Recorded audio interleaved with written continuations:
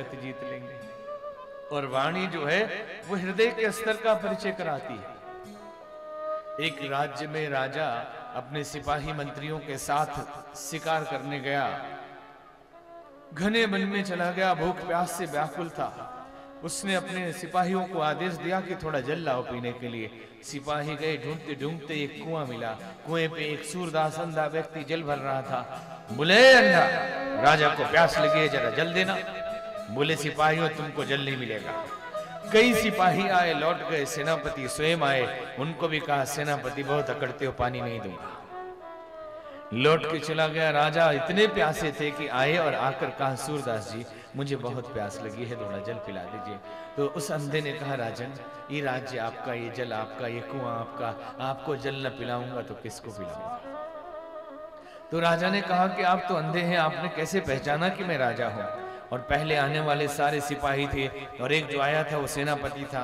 बोले बोली से पहले जितने आए थे सब अकड़ रहे थे और उससे पता चल रहा था ये आदमी छोटे है। जो जितना छोटा होगा उतना ही अकड़ता है। छोटा है अकड़ेगा क्योंकि लचक नहीं होगी, बड़ा होगा तो झुक सकता है। और जो बड़ा होगा उतना ही झुकेगा। बोले आपकी मधुर बोली और आपकी विशाल हृदयता बताती है कि ये राजा ही हो सकता है, कोई छोटा आदमी इतनी बड़ी बात नहीं कर सकता। तो बोली से सबको पहचाना जा सकता है, इसलिए बोली को सुधारे। बोली राजा रामचंद्र भगवान की जय। लखन जी ने परशुराम जी को कहा सूर समर करनी करही, कहीं न जनावही आप।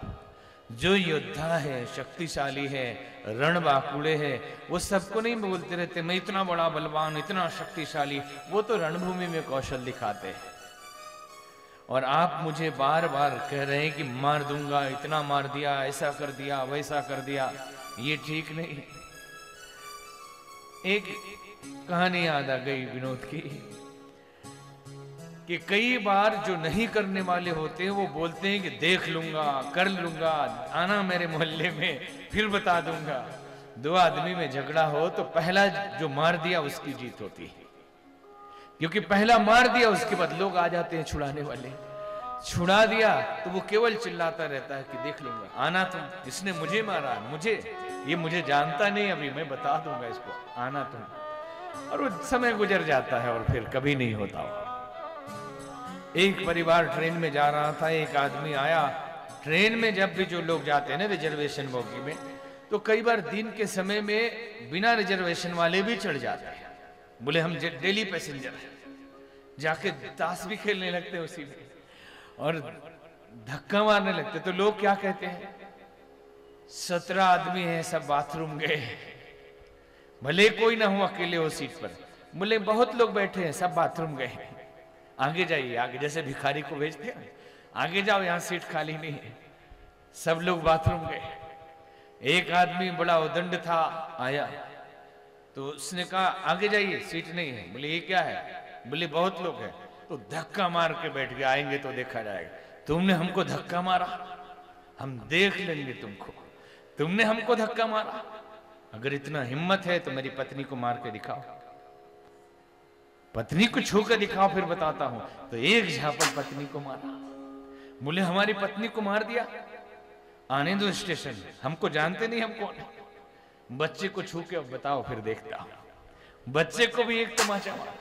बोले बच्चे को मार दिया, आने दो फिर देखता हूं। अगला स्टेशन आया, उतर गया वो आदमी। तो बच्चों ने पूछा पापा हम लोगों को क्यों पिटवा दिया आपने? अपने तो मार खा चुके थे। बोले घर में जाके कोई नहीं बोलेगा, सब मार खा चुके, कोई नहीं बोलने वाला भाई। तो देख लूंगा वाले बहुत मिलते हैं। लखन जी कहते हैं परशुराम जी को कि सूर समर करनी करही, कहीं न जनावही आप।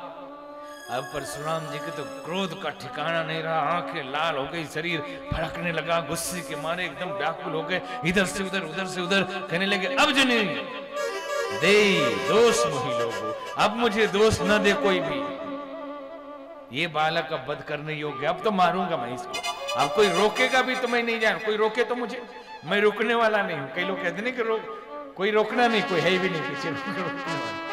पीछे ना भी हो तब भी कई लोग कहते कोई अब ना रोके मुझे। परशुराम जी एकदम तड़पते हुए फरसा लेके दौड़े कि अब तो इसको छोड़ने वाला नहीं। राम जी को लगा बात बिगड़ जाएगी, तो कहने लगे नाथ करहु बालक पर चोहु, हे नाथ बच्चा है, दूध मुहा बच्चा है, जो लड़का कछु अजगरी करही, मात पिता गुरु पितु मात मोद मन भरही। गुरु पितु और माता बच्चे को क्षमा करते हैं अगर कोई गलती करता है, तो ये बच्चा है इसको क्षमा करिए। तो परशुराम जी बोले तुम कितने अच्छे हो राम जी को, तुम कितने अच्छे हो, ये देखो तुम्हारा भाई, ये अभी भी हंस रहा है, अभी भी उधर देखो, इधर ही देख के हंस रहा है, इसको बोलो कि ये हंसी बंद करे। हंसत देखी नक शिखर से व्यापी, और बोले राम तोर भ्राता बड़ पापी। हंसी देखते ही क्रोध एकदम सिर पर आ गया, बोले तुम्हारा भाई बहुत पापी है, देखने में गोरा केवल है लेकिन ये भीतर से काला है। अब तभी लखन जी फिर से बोल पड़े, लखन कहूं हंसी सुनाऊंगी, क्रोध पाप कर्मो, जेहि बस जन अनुचित करहि, विश्व जनहि। लखन जी ने कहा क्रोध पाप कर मूल। हे मुनि, क्रोध पाप का मूल है, इसलिए क्रोध नहीं करना चाहिए। संसार के जितने दुख हैं, जितने पाप है, वो फल है, और उसका जड़ क्या है? क्रोध है। अगर पापी बनना है तो खूब क्रोधी बनिए। यदि पाप इकट्ठा करना है तो क्रोध अपने जीवन में लाइए, और अगर पुण्य कमाना है तो क्रोध को जीवन से भगाइए। क्रोध का अर्थ क्या है? क्रोध का मतलब अभिष्ट पूर्ति में बाधा क्रोध है। जो हमें चाहिए नहीं मिला तो जो रिएक्शन होता है वही तो क्रोध है। कि हम चाहते हैं कि आप ऐसा ही करें, ऐसा ना करें तो क्रोध आएगा।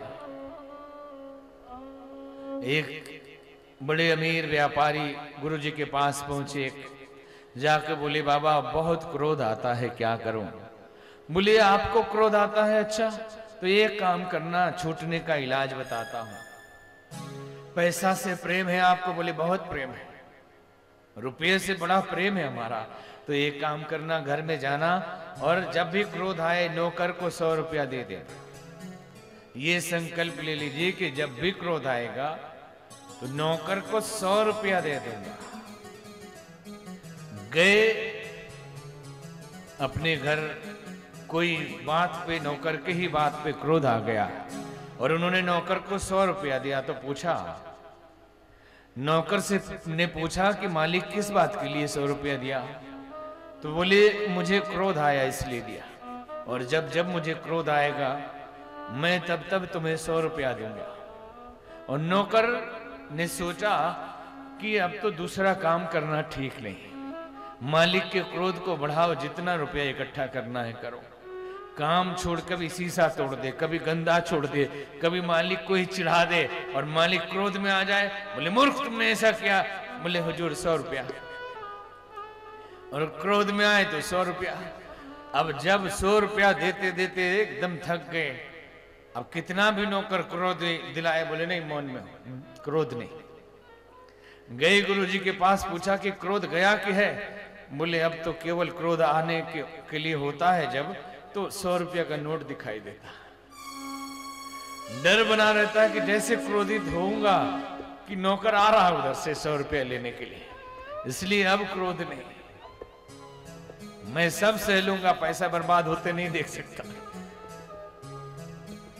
तो क्रोध ठीक नहीं, क्रोध से बचना चाहिए। संगस्ते सुपजायते कामः कामाद क्रोधो विजायते।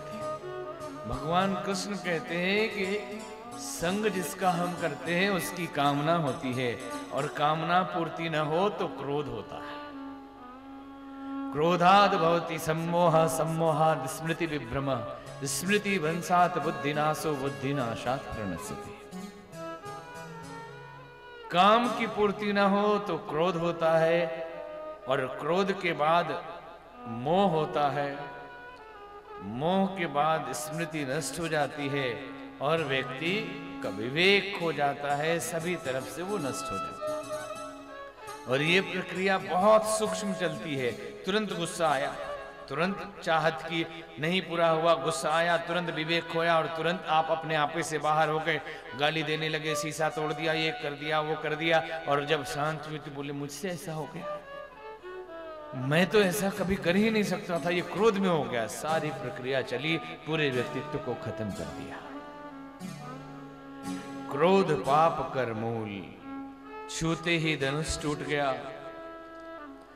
राम जी परशुराम जी को बहुत समझाते हैं कि बाबा हम आपसे हर तरह से छोटे हैं, क्योंकि देव एक गुण धनुष हमारा तो एक ही गुण है, धनुष बांध लिए रहते हैं। आपके तो 9 गुण हैं, जनेऊ भी आपके कंधे पे है। सब प्रकार हम तुम सनहारे, हम हर प्रकार से आपसे हारे। 9 प्रकार की शक्ति आपके पास, अहिंसा, सत्य, आस्तेय, ब्रह्मचर्य, परिग्रह, आस्तिक, संयम, सुचिता, ये सारे 9 गुण आपके कंधे पे हैं। उसके बाद धनुष्बाण भी है, फरसा भी है। कितने बड़े आप हैं। और मैं तो केवल राम, आपका नाम तो हमसे भी बड़ा है, परशुराम, परशु सहित आपका नाम है। जब सब बात बोली, समझाया कि छूते ही धनुष टूट गया है, तो परशुराम के मन में आश्चर्य हुआ, परशुराम जी के मन में। और राम जी के पास जाते हैं। राम रमापति कर धनु ले, राम रमापति कर धनु ले, चहु मिटे मोर संदेह, चहु मिटे मोर संदेह। देत चाप आप ही चल गयो, देत चाप आप चल गयो, परशुराम मन विस्मय भयो, परशुराम मन